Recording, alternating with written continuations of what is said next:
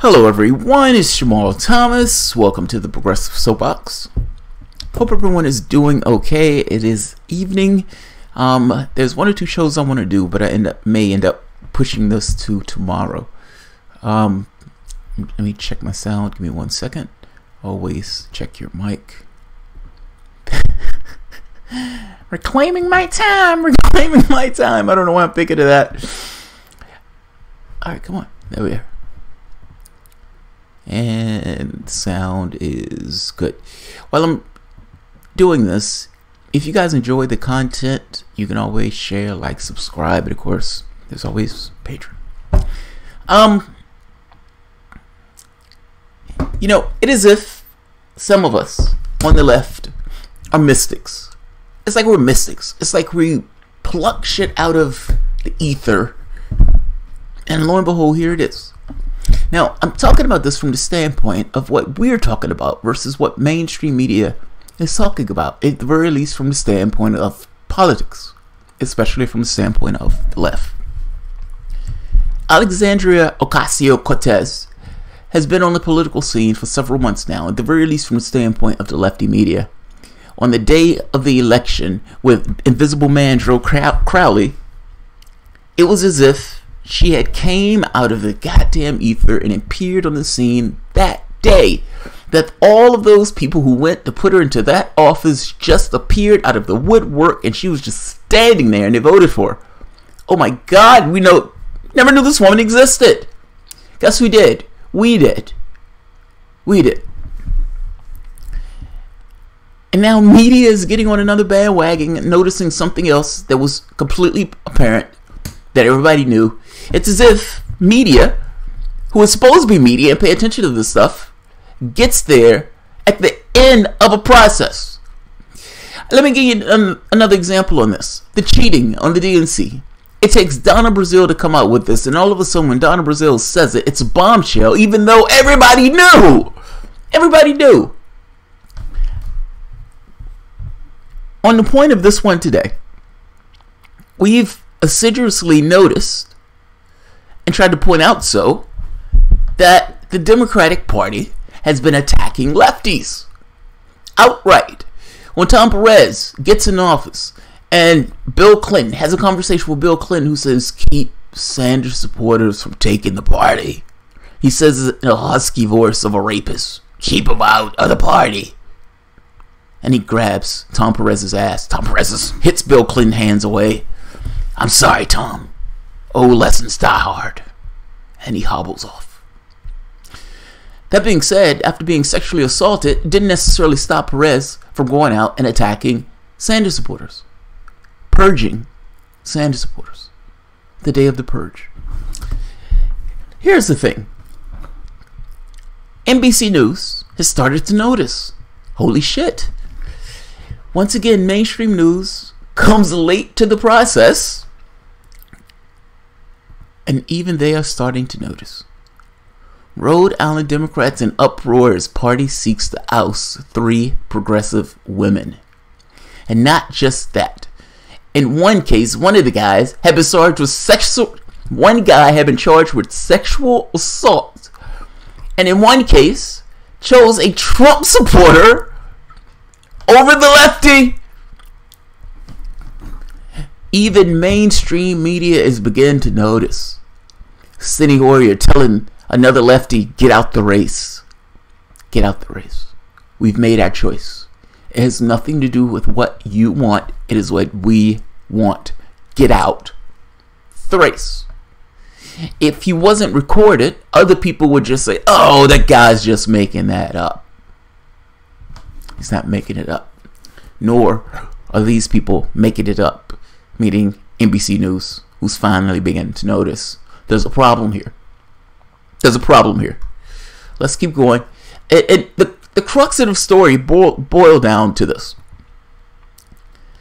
There were certain lefties in the race in Rhode Island that beat the incumbent Democrats, kind of like Ocasio-Cortez, but on the state level, where some of those people had been dinosaurs for like 20 years, and they got taken out their seats, dragged out of their seats. And the establishment wing of the Democratic Party didn't like this. They didn't like it. And so when the next election came around, instead of supporting their fellow Democrats, they supported people who were either close to the person who got taken out, or in some cases, a Trump supporter. That's amazing. Let's keep going. And this one is not long. At least I don't think it's going to be long. As it tries to fend off a progressive insurgency, the Democratic Party in one of the bluest states in the country is facing open revolt after endorsing candidates, including a Trump-voting former Republican in primaries against 3 progressive women up for re-election this year. Progressives across the country said they're fighting an out-of-touch party establishment, but nowhere are the battle lines more clearly drawn than Rhode Island, where the state is run by large. A Democrat who opposes abortion rights gets an A rating from the National Rifle Association. Wow. That's awesome. It's a big tent. It's a big tent. You ain't in it. The long simmering fight burst in the open this week after Rhode Island Democratic Party released the slate of endorsements, which critics say is aimed at punishing 3 women who ousted old guard incumbents 2 years ago. Meanwhile, party stood by lawmaker who previously had been indicted on charges of sexual assault and is accused of domestic abuse, and who currently is under indictment on perjury charges. It also backed a former lawmaker with multiple arrests on his record, including one in 1994 vehicular homicide over vice chair of the Rhode Island Democratic Party Women's Caucus. Oh, that's horrible. The endorsements have sparked rebellion in the state, and not just from the left. Multiple elected officials, including State Treasurer Seth Magaziner, I'm sorry, I'm horrible with names, and Representative David Cecilin, have declared their support for one of the incumbents, while former executive director for the party said he might scrub the affiliation from his LinkedIn page. Officially a national embarrassment, an environmental activist tweeted. Look at this. Just reached out to Representative Moira Jane to offer my support. Representative Walsh has consistently stood up for democratic values, something that clearly cannot be said of her opponent. Rhode Island Democratic Party may have endorsed an alt-right supporter over a progressive incumbent. You don't say. You don't say. State Representative Marcia Rangland Vassell is one of just 8 African Americans in the state legislature, and, according to her tally, 7 of them are now facing challenges in September 12th primary. The liberal high school teacher ousted a 24-year incumbent who served as House Majority Leader in 2016. Now, the state party has endorsed a professor at a Catholic university who signed a letter supporting Ireland's abortion ban, which was recently overturned. Quite frankly, they're not used to women of color. Black women standing up, Rangland Vassell said. Freshman Representative Moira Jane Walsh, 27, who has been outspoken about what she sees as culture of corruption in the State House, lost her party's endorsement to Michael Earnhardt, who voted for President Trump. Stop there for the moment. Stop there for the moment. That's not the resistance. That's not the resistance. That's something else. You've gone so far off the rails that instead of supporting people who push for the policies that you claim to represent, you're so bitter.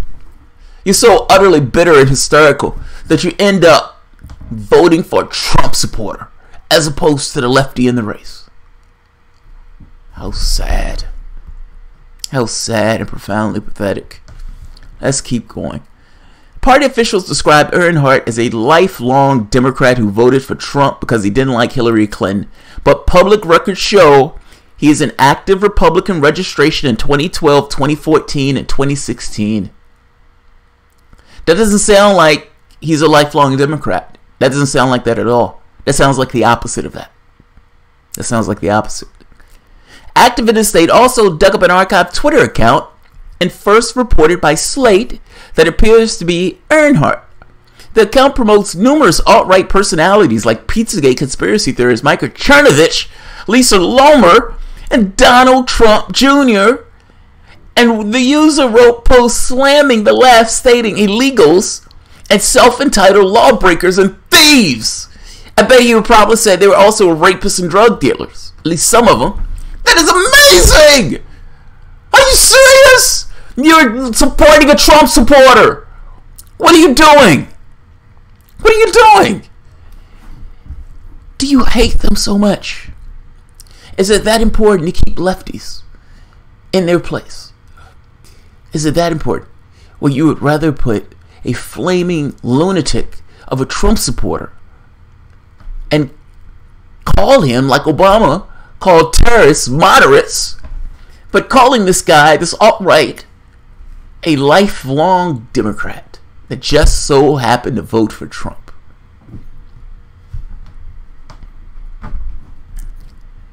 People are beginning to notice that you have a problem. It's not your lefties. I'm talking to the Democratic Party here. People are beginning to notice that you have a problem, and it's not the lefties. It is you. You are the problem here. You have a workable point of view that is completely out of alignment with what the public wants. You can look at it in the polls. You can see it in the people who are trying to rip you out of your seats. You have failed. You have demonstratively failed. You've lost 1,100 seats all throughout the House, Senate, all throughout the United States. Not to mention the House, the Senate. Your Supreme Court seat was stolen because you were so weak. And of course, you lost the presidency to a reality show host.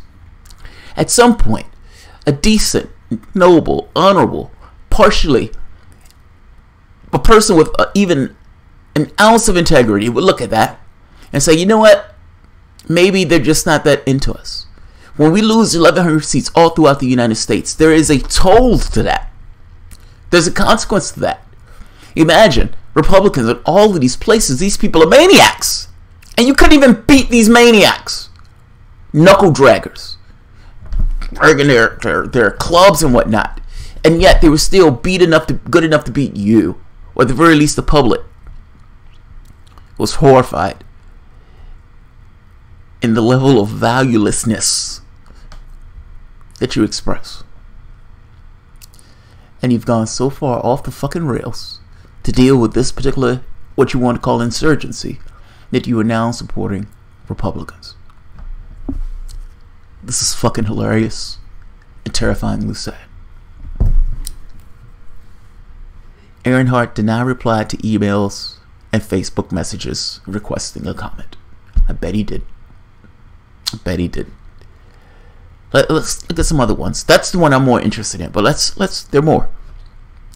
Meanwhile, State Senator Janine Kalkin, who beat a longtime incumbent, saw her party back a friend of the former occupant who is the man instead of supporting her. What does that got to do with the price of tea in China? What's that got to do with the price of tea in China? Who was a man? Okay. Okay. They've wrapped their heads around identity that's amazing. Who is that? Certainly being a man or black, okay, or Hispanic or Chinese or Japanese or Green Martian that immigrated to the country. Certainly those things are not qualifications in and of themselves. Meaning being black is not qualification for anything, any more than being a woman or being white. I don't understand why bringing it the fact that the guy is a man has anything to do with anything. I'm amazed by that. They use that as if that's some kind of qualification. She's a woman. Yeah, okay. Half of us are. Fair enough. When you beat the machine, they're going to come back at you hard, said Joe Denkin, the spokesman for the Liberal Working Families Party, which endorsed all three women in 2016 and counted their victories as a signature accomplishment for the group. You should. Good fucking work. State party officials did not respond to requests for comment, but have defended the endorsements by noting they backed a number of other liberal female incumbents, saying it's categorically false to accuse them of targeting progressive women. I don't necessarily think they're targeting progressive women per se. I don't care one way or the other. I mean, I care if they're doing that explicitly because they're women. That's what I mean by that. I care that they're targeting progressives. Look, I have more in common with the average Asian guy, the average, Hispanic woman, the average white guy working in this kind of low-wage job, considering that all of them are working in this kind of, that they're workers. My commonality is with them more than it would be for somebody like Obama, who's in a different class. I'm making a point to you that it's not their fucking race, nor is it their goddamn gender. It has everything to do with class. This issue is class. I understand that they've wrapped themselves around this idea of, oh, this person is a woman and they haven't supporting this woman. That's a stupid way to look at it. It has more to do with who are the people within my class designations. And here's a news fucking flash. When you break people up that way into silos, where they're kind of separate in this nonsense, you separate your base. That's what I'm saying. You separate a contingency of people who are actually in alignment, whether they're white, black, Hispanic, gay, Asian. I don't care. Are they in the same class, and do they have the same value system as I do? And if they do, I don't give a shit about the rest. That has nothing to do with their race or fucking sex. At the very least, I understand, and I am not one of those people that thinks that stuff stops on a dime, meaning history has somehow stopped, or that there's somehow some kind of space between history so you can't count that stuff. No, I do. The difference in this is, I look at it and say, what does a person have to fucking say? Bernie Sanders is white, but is it possible that Bernie Sanders has a better sense of my interests than somebody else who's an African American who's not going to do shit? The answer is yes. So yeah, would Bernie Sanders have been better off than Obama? It depends on the context. If you're talking about this thing of an African American breaking the ceiling of sorts, I like that. If you're talking about who would have actually assisted more, then by far the answer is easy. It's Sanders. It just depends on the context you're looking at it and which one is more important to you. If actually helping human beings is more important, Sanders would have been your guy. And mind you, that would have had nothing to do with his fucking race. They had everything to do with his value set. And making the point that saying that this person is just a woman, or just a guy, or just a... I hate these purely identity-driven identifications, as if they're very, he has genitals, and so he would, he has testicles, so he is going to behave in a particular way, and he's going to represent a particular thing. She has a vagina. She's totally going to represent women's interests. Tell me about Susan Collins. Tell me about those other Republican women. Just because you put a woman in that office doesn't necessarily mean they're going to represent their interests. The point is value system. What do they believe in? What do they represent? I get annoyed by this whole thing of that person was a man. But Democratic politics have gotten so insane in the identity standpoint that they say shit like this. This is fucking amazing. Alright, I'm going to put this article at the bottom so you can see it for yourself. Rhode Island Democratic Party attacking lefties, even going so far as to support, pushing for a Trump supporter as for a regular lefty. Look, part of the reason, and I'll end it on this. If you push to a situation where you're telling people that this is what the left is, and you come up with this idea of a definitive left, this is as far as the left can go, and you have somebody who's standing outside of that, well, you have a problem. You've just impeached the credibility of the party that's already there. And if you find out that, holy shit, what that person said is working, and the incrementalism that they've accumulated over the years as the identity of the Democratic Party was shown to be a false god, then it was shown to be a false god. And something else has to take place to supersede the thing that is shown to be a false god. It is imperative that they not let something like that take place. It would show everything that Bill Clinton is and Obama is and Hillary Clinton is to be a farce. It's sure to be a farce. So I'm going to end this here. Amazing. even mainstream media has popped his head up and said, holy shit, it seems like they're attacking lefties. Who knew? Who knew? We've been screaming about this for like a year. NBC on the dime. A year behind. Alright, I'm going to end this. I don't know if I have another one after this, maybe, but we'll see. Looking at stories, but I'll see you guys in a few, if not a few, tomorrow. Thanks, guys. If you enjoy the content, of course, feel free to share, like, subscribe, and of course, as always, Patreon. Thanks, guys.